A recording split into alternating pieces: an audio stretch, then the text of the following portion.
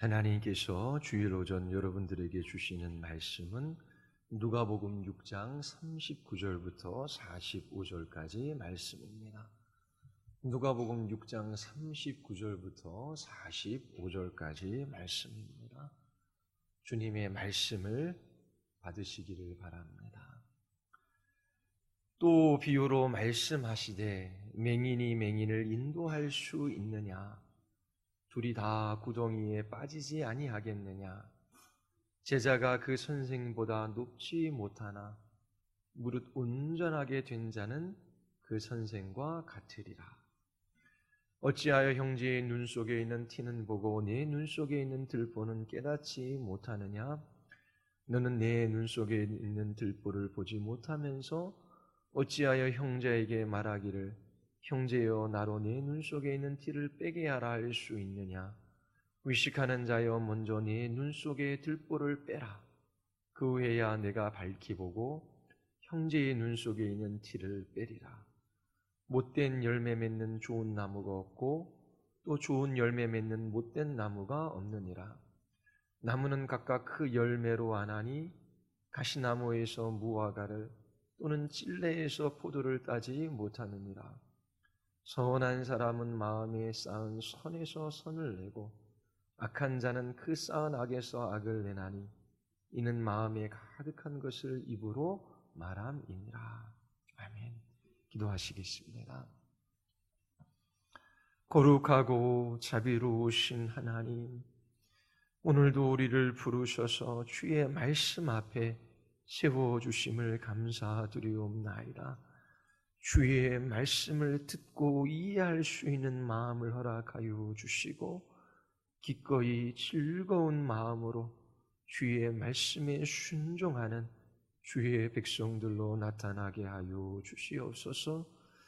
하나님의 아들이신 예수 그리스도를 이 세상에 보내어 주시고 우리를 사랑하셔서 그 아들을 십자가에 내어주신 이 놀라운 일들을 온 마음으로 바라보게 하시고 기뻐하게 하시며 저희들이 오직 예수 그리스도 한 분에게 붙들린 바 되게 하여 주시옵소서. 성령 하나님께서 오늘도 설교자의 입에서 선포되어지는 말씀을 사용하셔서 각 심령 위에 진리의 빛을 비추어 주시기를 간절히 원하오며 예수 그리스도의 이름으로 기도드리옵나이다. 아멘. 오늘 설교 제목은 그릇된 선생을 따르는 위험입니다. 거짓 교사를 따르는 위험에 관하여 여러분들에게 말씀을 드리고자 합니다. 1995년에 오음진리교 신도들이 도쿄 지하철에서 맹독가스인 살인을 살포했습니다. 아침 출근 시간에 언제나 만원으로 악명 높은 도쿄의 지하철이 치명적인 신경가스의 표적이 된 것이지요. 5개의 전동차가 여기에서 출발하기 직전 문이 닫히는 순간에 살인가스가 들어있는 비닐봉지가 터뜨려진 것입니다. 12명이 사망하고 1000명 이상이 중독되었으며 이 중 50명은 중대에 빠졌습니다. 그 외에도 수많은 사람들이 일시적인 시력 상실로 고통을 겪었습니다. 이뿐만 아니라 전 세계에서 테러가 일어나고 있습니다. 아직까지 한국에서는 이러한 테러들은 없었지요. 그러나 유럽이나 미국에 있는 사람들은 테러로 인하여 공포를 경험합니다. 테러리스트들은 안정적인 장소에 숨어 있다가 이처럼 일상적인 삶을 살아가는 사람들에게 테러를 가합니다. 사람들의 육체에 해를 입히는 이러한 테러리스트들이 전 세계에 흩어져 있는 것처럼 영적인 테러리스트들도 있습니다. 그들은 거짓 선생들입니다. 어디에나 있습니다.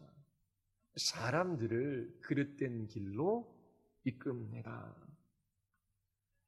몸이 해를 입는 것보다 더 큰 위험이 도사리고 있는 것입니다. 거짓 선생들은 여러분들을 영원히 죽일 수도 있습니다. 우리는 자신의 영혼을 보호하기 위하여 무엇을 할 수 있을까요? 거짓 선생들로부터 자신들을 안전하게 보호하기 위하여 할 수 있는 일이 무엇일까요? 성경은 거짓 교사들에 대한 경고로 가득 차 있습니다. 그들은 사람들을 하나님의 심판대 앞으로 이끌어요. 그러나 그들에게는 하나님의 심판으로부터 사람들을 구원할 진리가 없습니다. 단지 영혼들을 파멸에 이르게 하는 그릇된 가르침만 있을 뿐이지요. 그릇된 가르침, 거짓 종교는 여러분들의 영혼을 파괴하는 치명적인 무기입니다. 사람들은 교회와 절과 모스크 등에서 영적인 신경가스를 들이마시며 안전하다고 느낍니다. 성경은 거짓 교사를 따르는 위험에 대하여 경고합니다. 교회 안에도 거짓 선생들이 들어와 있습니다. 과장이 아닙니다. 여러분의 마음과 영혼을 지키라라고 하는 경고입니다. 신경가스에 오염된 장소를 피하라라고 하는 것이지요. 예수님께서 오늘 본문에서 말씀하시는 것도 이것입니다. 예수님은 거짓 선생을 따르는 위험에 관하여 말씀하고 계십니다. 여러분들은 누구를 따를지 결정해야 합니다. 이것은 너무나 중요하지요. 이 땅에서의 삶뿐만 아니라 영원한 삶이 여기에 걸려 있기 때문입니다. 예수님께서 갈릴리 한 언덕에서 설교하고 계십니다. 예수님의 설교를 듣는 이들에게 어떤 선생을 따를지 결정하라 말씀하십니다. 유대교의 영적 지도자인 바리새인과 서기관과 제사장들을 따를지 아니면 예수님을 따를지 선택하라 말씀하시지요. 유대의 지도자들은 영적인 생명을 줄 수 있는 사람들이 아닙니다. 그들의 영혼은 죽어 있습니다. 그러나 예수님은 생명을 주실 수 있는 분이셔요. 그분 자신이 길이요 진리요 생명이십니다. 예수님이 말씀하시는 것은 너무나 분명해요. 46절과 47절을 보십시오. 너희는 나를 불러 주여 주여 하면서도 어찌하여 내가 말하는 것을 행하지 아니하느냐. 예수님을 향하여 주님, 주여라고 부르는 모든 사람들이 주님의 제자는 아닙니다. 내게 나와 내 말을 듣고 행하는 자마다 누구와 같은 것을 너희에게 보이리라. 예수님께 나와 듣고 그분을 따르는 사람들이 참 제자이지요. 예수님께서 말씀하고 계십니다. 그들이 아니라 바리새인과 서기관과 율법학자들을 따르지 말아야 한다. 그들이 아니라 너희는 내게 나와 듣고 나를 따라야 한다. 그렇게 하면 심판의 날에 든든히 서 있는 집과 같을 것이다. 그러나 만약 너희가 그들을 따른다면 심판의 날에 무너져 내리는 집과 같을 것이다 말씀하십니다. 여러분들은 선택을 해야 합니다. 그릇된 선택은 파멸에 이르게 하지요. 예수님께서는 이전에 따르던 선생에게서 돌이켜 나를 따라야 한다라고 말씀하십니다. 가장 핵심적인 질문은 여러분이 누구를 따르냐 하는 것입니다. 수많은 사람들이 마치 자신이 진리의 전달자인 채 합니다. 그러나 그들은 영혼을 파괴하는 거짓 진리를 파는 사람들입니다. 영적인 테러리스트들이지요. 그들은 자유주의 신학을 주장하는 교회 안에 숨어 있습니다. 때때로 성령 운동을 강조하는 교회에 숨어 있기도 하지요. 부와 건강과 번영의 복음을 전하는 교회 안에 숨어 있기도 합니다. 기독교의 형태를 띄었지만 이단 교회 안에도 숨어 있어요. 세계 종교 안에 숨어 있기도 합니다. 그들은 자신들이 있는 곳이 안전한 곳이라고 말합니다. 자신들이 하나님께 영혼들을 인도할 참된 선생이라고 말해요. 예수님께서 그 날에 산에서 제기하는 문제가 바로 이것입니다. 수백 명의 제자들이 예수님을 따릅니다. 예수님 주변에 모여들었지요. 제자는 배우는 학생을 의미합니다. 그들은 예수님으로부터 어떠한 것도 위임받은 적이 없습니다. 그들이 예수님에게 헌신하거나 예수님을 예배했다라고 하는 말도 없습니다.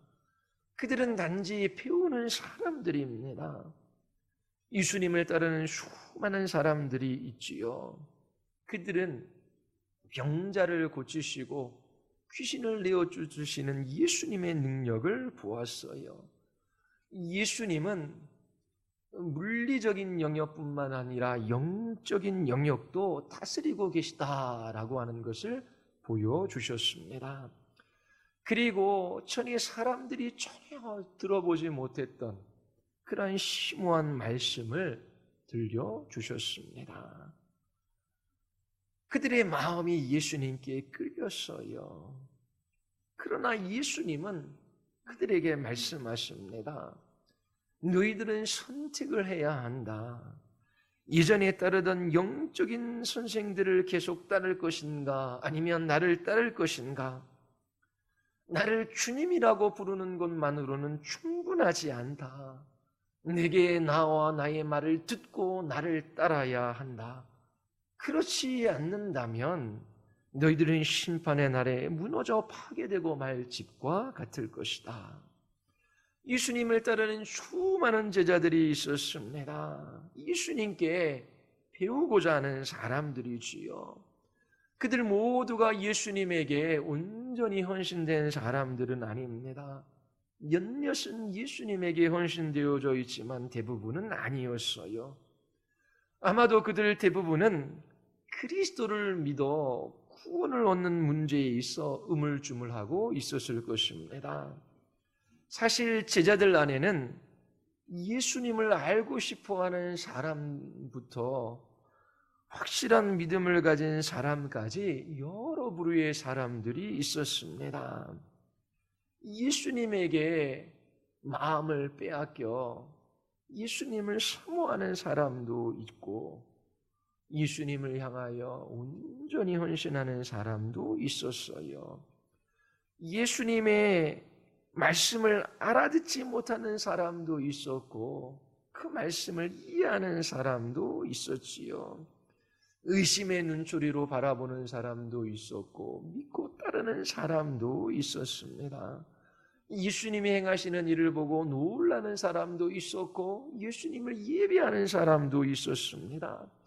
예수님을 따르는 제자들 중 이렇게 다양한 수많은 사람들이 있었어요.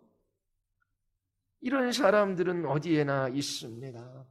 예수님께서 사역을 시작하신 이후로 쭉 이런 사람들에게 말씀하셔요.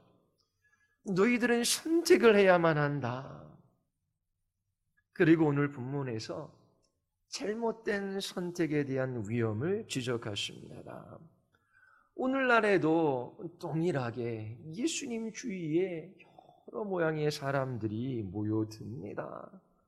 예수님에게 관심을 가지고 있는 사람, 예수님을 좋아하는 사람, 팬처럼 예수님을 흠모하는 사람, 예수님이 행하시는 일을 보며 놀라는 사람, 예수님에 대하여 좋은 마음을 가지고 있는 사람, 아니면 여전히 주위에 계속해서 맴돌며 지켜보는 사람 등등 많은 사람들이 예수님 주위에 있어요. 이처럼 예수님을 바라보고 예수님에게 호감을 가지고 있고 또 열렬히 환영까지 하는 그러한 사람들이 있습니다. 그러나 예수님을 향하여 이러한 적극적인 태도를 취하는 모든 사람이 구원받는 것은 아니었습니다. 열렬히 예수님을 환영하고 따르던 수많은 제자들이 다 예수님을 떠나갔습니다. 사람들이 예수님을 존경하지요. 어느 정도 예수님에 대하여 관심을 가지고 있어요. 예나 지금이나 이러한 사람들에게 예수님은 언제나 동일하게 말씀하십니다. 그것만으로는 충분하지 않다. 너희들이 따르던 다른 선생들을 떠나 오로지 내게 나와 듣고 나를 따라야 한다. 예수님 당시 이스라엘에는 종교 지도자들이 있었어요. 바리새인과 서기관과 율법 학자들이지요. 예수님은 더 이상 그들을 따르지 않고 예수님을 따르는 사람들을 부르셔요. 예수님은 진리를 가지고 있지만 그들에게는 없었습니다. 오늘 본문을 설교하기 전 이 본문의 배경에 관하여 간단하게 설명하겠습니다. 예수님이 설교하고 계셔요. 말씀을 선포하고 계시지요. 예수님의 설교의 주제가 무엇입니까? 누가 참 제자인가 하는 것입니다. 예수님은 20절에서 26절에 이르기까지 참 제자에 대하여 청의를 내리고 계십니다. 예수님을 따르는 참 제자들은 자신들이 주인인 것을 아는 사람들입니다. 가난하고 줄이고 우는 사람이며 세상으로부터 배척당하는 사람이지요. 참 제자는 자신에게는 의는 하나도 없고 죄밖에 없다라고 하는 것을 아는 사람입니다. 자신의 죄로 인하여 절망하는 사람이에요. 그 결과 그들은 하나님의 자비와 긍휼의 손길만을 바라봅니다. 참된 제자는 회개하는 사람입니다. 이것이 참 제자의 첫 번째 특징입니다. 두 번째 특징은 사랑이지요. 27절부터 38절까지의 말씀에서 볼 수 있습니다. 원수를 사랑하는 것은 자연적인 일이 아닙니다. 초월적인 일이에요.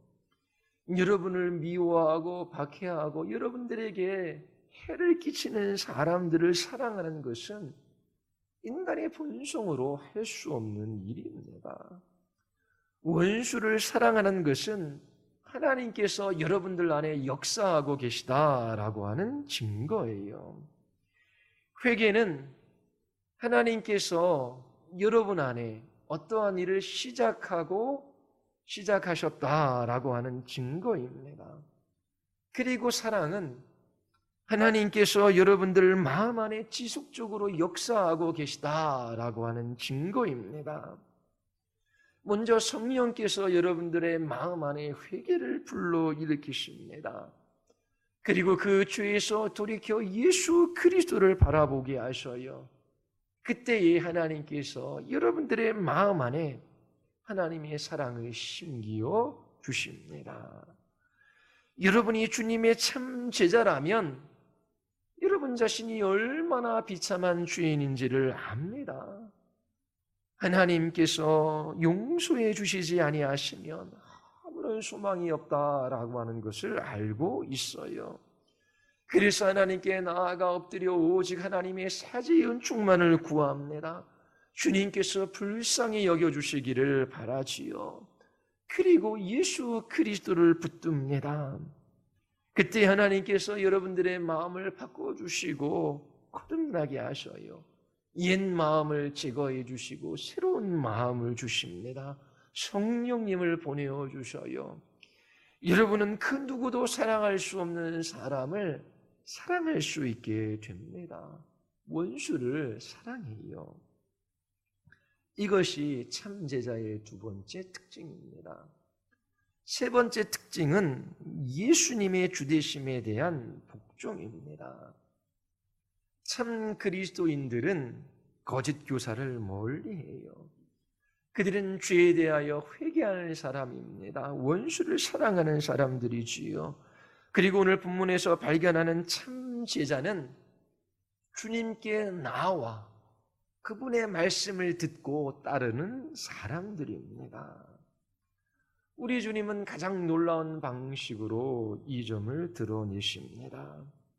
거짓 선생을 따르는 위험에 관하여 비유로 말씀하시지요. 오늘 우리가 읽은 본문에서 네 가지 잠언 혹은 네 가지 비유를 볼 수 있습니다. 이 비유는 긴 이야기가 아니라 간단하게 한 줄로 되어 있습니다. 한 문장으로 간결하게 이루어진 이 비유들은 거짓 선생들에게서 돌이켜 그리스도를 따르는 것이 얼마나 중요한 것인지를 우리에게 보여줍니다. 오늘 본문은 거짓 선생을 따르는 네 가지 위험에 관하여 우리에게 이야기하고 있어요. 이 네 가지는 아주 치명적입니다. 사람들을 멸망으로 이끌어요. 오늘 여러분들에게 두 가지를 말씀드리고 다음 주에 나머지 두 가지를 더 말씀드리겠습니다. 첫 번째 비유는 맹인에 관한 것입니다. 거짓 선생들은 눈멀어 있어요. 그들은 볼 수 있는 눈이 없습니다. 그들은 어둠 가운데 있어요. 진리를 가지고 있지 않아요. 39절 우리 같이 한번 읽어볼까요? 또 비유로 말씀하시되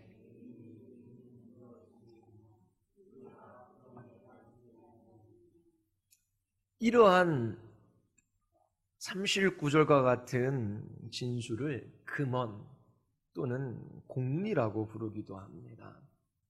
공리는 증명 없이 자명한 진리로 인정되어지는 진술이지요. 모든 사람들이 다 받아들이는 진술입니다. 맹인은 맹인을 인도할 수 없어요. 결국 모두 구덩이에 빠지고 맙니다. 예수님 당시에 눈먼 사람들이 많이 있었어요. 예수님께서 치료해 주신 사람 중에 맹인들이 있었지요. 보지 못하는 것은 심각한 문제였습니다. 사람들은 예수님께서 비유로 말씀하실 때에 그 의미가 무엇인지를 이해할 수 있었습니다. 유대인들은 어디에서나 맹인들을 볼 수 있었고 그들에게 닥친 위험이 어떤 종류인지를 알고 있었기 때문입니다. 맹인들은 대부분 구걸하며 살았어요. 요한복음 9장에 보면 기표적으로 예수님께서 치유해 주신 한 맹인의 이야기가 나옵니다. 예수님 당시에 구덩이가 여기저기 많이 있었습니다. 채석을 한 후에 돌을 캐낸 후에 그곳을 펜스로 막거나 아니면 캐낸 자리를 막아주지 않는 곳이 많이 있었습니다. 그리고 팔레스틴인 지역에는 바위로 된 지역이 많이 있었습니다. 바위가 갈라져 틈이 벌어진 곳이 많이 있었지요. 그리고 길 옆으로는 낭떠러지도 많았습니다. 그리고 팔레스타인 지역에는 물이 부족했어요. 여기저기에 사람들이 우물을 팠습니다. 우물을 팠지만 물이 나오지 않는 곳도 있었고 또 그 우물을 사용하다가 그 물이 말라버린 곳도 많았습니다. 그런데 그 판문물을 다시 메꾸지 않았기 때문에 여러 곳에 위험의 요소들이 도사리고 있었지요. 맹인들은 이러한 구덩이에 빠져 죽기도 했습니다.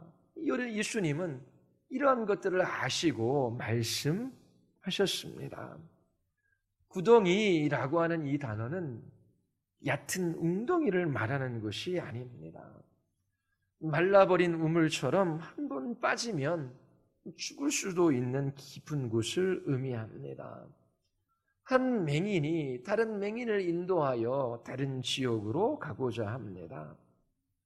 그 누구의 도움 없이 맹인이 맹인을 인도해서 걸어가지요. 그 일이 얼마나 위험한 일인지 사람들은 모두 알고 있었습니다. 이것이 주는 영적인 교훈은 매우 간단합니다. 하나님 나라로 인도하는 길을 알지 못하는 선생을 따르는 것은 매우 위험한 일이라고 하는 것입니다. 그 선생을 따르는 사람들은 결국 하나님의 나라에 이르지 못할 거예요. 여러분이 맹인의 인도를 받습니다. 그는 하나님을 알지도 못하고 하나님께로 나아가는 길도 알지 못해요. 구원으로 인도하는 길을 알지 못합니다. 결국 맹인을 따르는 여러분들은 구덩이에 빠지게 될 것입니다. 그것이 바로 지옥이에요. 그렇기 때문에 여러분이 누구를 따를 것인가 결정하는 것은 매우 중요합니다. 구약과 신약에서 눈이 먼 것은 비유적으로 진리를 모르는 것, 영적으로 어둠 가운데 있는 것을 가리켜요. 시편 82편에 보면 그들은 알지도 못하고 깨닫지도 못하여 흑암 중에 왕래하니 땅의 모든 터가 흔들리로다 라고 말합니다.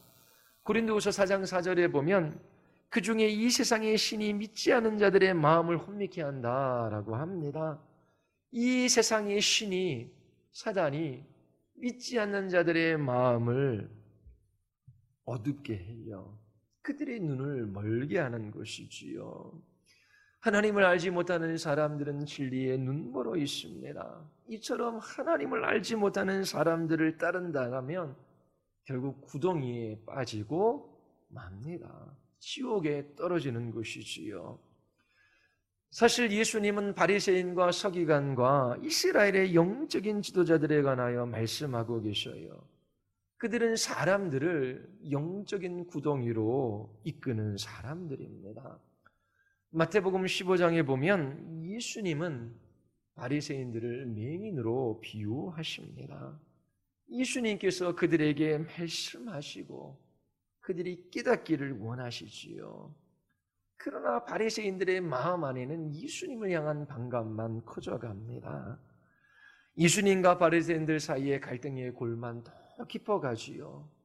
왜냐하면 예수님께서 진리를 선포하셨지만 그들은 그 진리를 깨닫지 못하기 때문입니다. 예수님께서 바리새인은 맹인이며 맹인을 인도하는 자라고 말씀하셔요. 그리고 이처럼 맹인이 맹인의 인도함을 받으면 구덩이에 빠질 것이라고 말씀하십니다. 예수님께서는 마태복음 23장에서 바리새인들을 향하여 맹비난을 퍼부으셔요. 화 있을진저 외식하는 서기관들과 바리새인들이여, 너희는 천국문을 사람들 앞에서 닫고 너희도 들어가지 않고 들어가려고 하는 자도 들어가지 못하게 하는도다. 화 있을진저 외식하는 서기관들과 바리새인들이여, 너희는 교인 한 사람을 얻기 위하여 바다와 육지를 두루 다니다가 심기면 너희보다 배나 더욱 지옥의 자식이 되게 하는도다. 바리새인들은 유대인의 선생 되기를 원했어요. 사람들이 자신들을 따르기를 원했지요. 바리새인들을 따르는 많은 사람들이 나타났습니다. 그러나 바리새인들은 자신들을 따르는 사람들을 지옥의 자식으로 만들어 버립니다. 대부분의 사람들은 종교적인 지도자들이, 이러한 영적인 지도자들이 이 세상에서 선한 일을 많이 할 것이라고 생각합니다. 그러나 그들은 영적인 테러리스트들입니다. 사람들의 영혼을 파괴하는 그러한 거짓 선생들이지요. 그들은 자신들을 따르는 사람들을 배나 지옥의 자식으로 만들어 버립니다. 거짓 선생들은 구원에 이르는 길을 알지 못해요. 누구에게도 그 길을 보여줄 수 없습니다. 예수님께서 바리새인들을 향하여 맹인된 인도자라고 말씀하십니다. 와 있을진저 외식하는 서기관과 바리새인들이요 라고 말씀하시지요. 그리고 반복해서 마태복음 23장에서 눈먼 바리새인이라고 말씀하십니다. 예수님은 이스라엘의 영적인 종교 지도자들이 맹인된 인도자다라고 말씀하셔요. 그러나 예수님은 길이요 진리요 생명이십니다. 그 누구도 예수님으로 말미암지 않고는 하나님께 나아갈 수 없어요. 예수님께서는 세상의 빛이다라고 말씀하셔요. 나는 세상의 빛이다. 나를 따르는 사람은 누구든지 어둠 속을 걷지 않을 것이다 말씀하셔요. 얼마나 복된 말씀입니까? 예수님께서 누가복음 4장 18절에서 나는 눈먼 자들의 눈을 뜨게 하기 위하여 오셨다라고 말씀하셔요. 예수님은 길이요 진리요 생명이십니다. 예수님은 빛이셔요. 예수님은 볼 수 있는 눈을 가지고 계셔요. 예수님은 하나님을 아셔요. 하나님께 이르는 길을 아십니다. 진리를 아시고 진리 가운데로 여러분들을 이끄실 수 있으셔요. 그와 같은 분 오직 예수님 한 분밖에 없습니다. 이 예수님 밖에는 다른 아무에게도 구원은 없습니다. 사람들에게 주신 이름 가운데 우리가 의지하여 구원을 얻어야 할 이름은 하늘 아래 이 이름밖에 다른 이름이 없습니다. 거짓 선생들은 여러분들을 지옥으로 이끌어요. 여러분의 인도자로서 누구를 선택해야 할지 깊이 생각하십시오. 여러분들이 누구를 따르고 있는지 한번 여러분들의 삶을 돌아보십시오. 여러분들의 인도자가 장님이라면 여러분들은 구덩이에 빠질 수밖에 없습니다. 이것이 거짓 교사를 따르는 첫 번째 위험이에요. 거짓 교사들은 눈먼 자입니다. 맹인이에요. 볼 수 있는 눈이 없어요. 거짓 교사를 따르는 두 번째 위험이 있어요. 그들은 이 땅에 속한 사람들입니다. 그들은 진리를 알지 못할 뿐만 아니라 신이 아니지요. 그들은 하나님이 아닙니다. 6장 40절 우리 같이 한번 읽어볼까요? 제자가 그 선생님보다 높지 못하나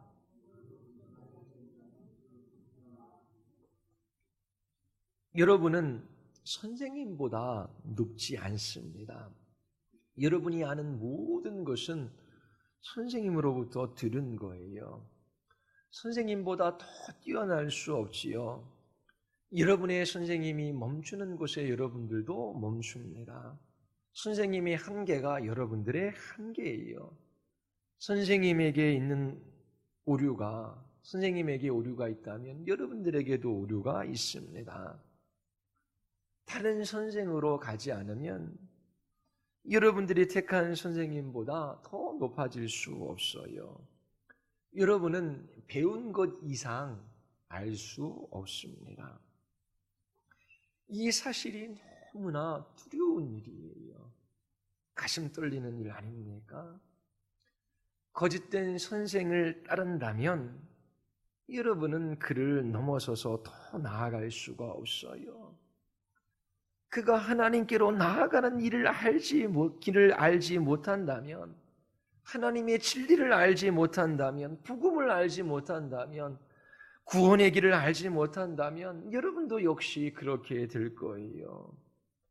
여러분이 스승보다 더 많이 안다면 여러분이 스승입니다. 선생님이 알려줄 수 있는 것은 그가 아는 것뿐이에요. 그가 진리를 알지 못한다면 여러분도 역시 진리를 알지 못할 거예요. 예수님께서 말씀하시는 것을 한번 자세히 들여다보십시오. 제자가 그 선생보다 높지 못하나 무릇 온전하게 된 자는 그 선생과 같으리라. 선생님들이 여러분들에게 주는 것을 다 흡수한다면 여러분들은 그 선생과 같이 될 거예요. 이것이 여러분이 할 수 있는 전부입니다. 나는 한 선생님을 택해서 그 선생님에게 열심히 배울 거야. 그러면 나는 선생님보다 더 높은 사람이 될 거야. 더 뛰어난 사람이 될 거야. 말도 안 되는 소리이시요. 여러분들은 여러분들이 택한 선생을 능가할 수 없어요. 선생님보다 더 많이 알 수 없습니다. 이것은 너무나 분명한 사실이에요. 여러분들은 여러분들이 택한 선생님이 알려주는 것만큼 압니다. 여러분들의 선생님이 진리를 알지 못한다면 여러분들도 역시 진리를 모를 거예요. 예수님 당시에 선생님들은 말로 제자들을 가르쳤지요. 제자들은 선생님을 따라다니며 배웠습니다. 선생님들과 함께 생활했어요. 책을 가지고 배운 것이 아닙니다. 제자들은 삶의 구체적인 자리에서 어떻게 살아야 할지 선생에게 묻습니다. 그때 선생님은 자신이 알고 있는 가장 좋은 길을 가르쳐 주었어요. 그렇게 제자들은 선생님을 따라다니며 훈련받고 선생님과 같이 될 수 있었습니다. 고대 사회에서 대부분의 사람들은 한 선생님을 택하고 따라다녔어요. 그래서 그들은 자신들의 선생님을 택할 때에 심사숙고했습니다. 왜냐하면 자신들이 그 선생님보다 더 높아질 수 없기 때문이에요. 잘해야 선생님과 같이 될 수 있습니다. 여러분은 누구와 같게 되기를 원하십니까? 누구와 같기를 원하셔요? 선택하십시오. 여러분들이 선생님을 택한다면 그를 넘어설 수 없어요. 여러분의 선생님이 하나님을 알지 못한다면, 진리를 알지 못한다면 여러분도 역시 알지 못할 거예요. 수백만의 불교 신자들이 있습니다. 유교 사상을 따르는 수많은 사람들이 있어요. 수백만의 이슬람교도, 힌두교도들이 있어요. 형태는 기독교이지만 잘못된 가르침을 따르는 수많은 사람들도 있습니다. 심오한 사상을 추구하는 문학가나 예술가나 철학자를 따르는 많은 사람들이 있어요. 다 잘해야 그들은 자신들을 따르는 그 사람처럼 됩니다. 인류의 역사에 아무리 위대한 선생일지라도 그들 모두는 자신을 따르는 사람들과 함께 심판을 받게 될 것입니다. 그러나 여러분들이 예수님을 따른다면 그분과 같이 될 수 있습니다. 요한복음 3장 2절에서 어느 날 그리스도께서 나타나시면 우리도 그와 같이 될 것임을 압니다. 예수님은 하나님이셔요. 그러나 다른 모든 선생은 이 땅에 속한 이 땅의 사람들입니다. 여러분들의 선생이 이 땅에 속해 있다면, 이 땅에 속한 사람이라면 그의 가르침은 인간적인 지혜에 불과해요.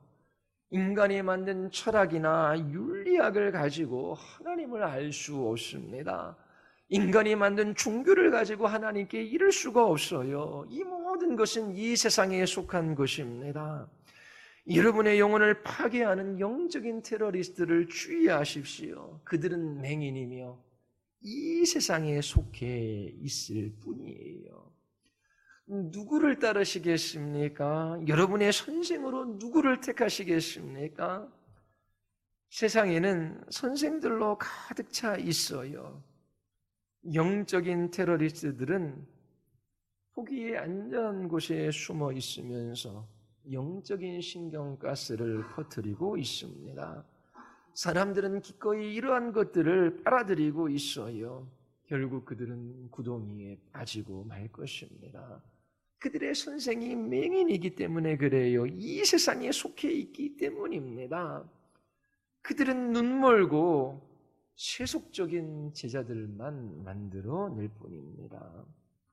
예수님께서 왜 너희는 나를 따르지 않느냐?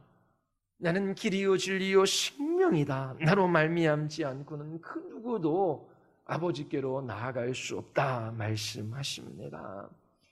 예수님은 볼 수 있는 눈을 가지고 계셔요. 예수님은 하나님이십니다. 그분의 메시지는 하나님께로부터 왔어요. 자신을 따르는 사람들을 의롭게 하시고 거룩하게 하시고 마침내 자신과 같이 영화롭게 하실 수 있는 분이셔요. 자, 여러분들은 누구를 따르고 계십니까? 나는 선생이 필요 없어. 나의 선생은 나야. 내가 내 인생의 길을 개척하고 나는 내 인생의 주인이 되어 내 길을 만들어 갈 거야. 그런 사람도 있지만 소수입니다. 대부분의 사람들은 이 세상의 선생들로부터 듣고 배우고 또 가르침을 받은 것을 따라 선택하며 살아가요. 여러분의 선생이 누구입니까? 여러분들의 생각, 그 입술의 말, 여러분들이 매일매일 선택하며 살아가는 그 선택이 누구에게 배운 것입니까? 누구를 따르는 것입니까? 여러분들은 수많은 선택을 하며 살아왔어요. 여러분들이 해왔던 그 어떤 선택보다 더 신중하게, 더 조심스럽게, 더 주의 깊게 여러분들은 선택해야 합니다. 여러분들이 누구를 선택하느냐, 누구를 여러분들의 영적인 선생으로 받아들이냐, 그것은 여러분들의 영원한 삶이 걸린 문제입니다. 하나님 없이 살아가는 모든 사람들이 눈물로 있어요. 하루 먹고 하루 벌어 살아가는 사람들처럼 이 세상을 향하여 구걸하며 그냥 생명을 연장해 갈 뿐입니다. 여러분들은 여러분들이 택한 선생 그 이상이 될 수 없어요. 이 땅의 모든 선생들은 맹인입니다. 이 세상에 속한 세상 사람들일 뿐이에요. 그들이 가르칠 수 있는 지혜는 세상적인 지혜뿐이에요. 예수님께로 나아가십시오. 예수님의 말씀을 듣고 그분을 따르십시오. 예수 그리스도에게로 나아가 그 말씀을 듣고 그를 따르는 그들이 주님의 참 제자입니다. 오늘도 예수님께서 이곳에 모인 사람들 중에 참 제자를 부르고 계셔요. 교회에 나온다고 해서 주님의 참 제자가 아닙니다. 주님의 이름을 부른다고 해서 주님의 참 제자가 아니에요. 신중하게, 주의 깊게, 그리고 조심스럽게 여러분들의 유일한 선생으로 누구를 택할지 고민해야 합니다. 여러분 모두 이 땅의 참 선생이신 예수 그리스도 한 분에게로 나아가 그분에게 듣고 배우고 그분을 따르는 복된 삶을 살아갈 수 있게 되기를 바랍니다. 우리 같이 기도하시겠습니다.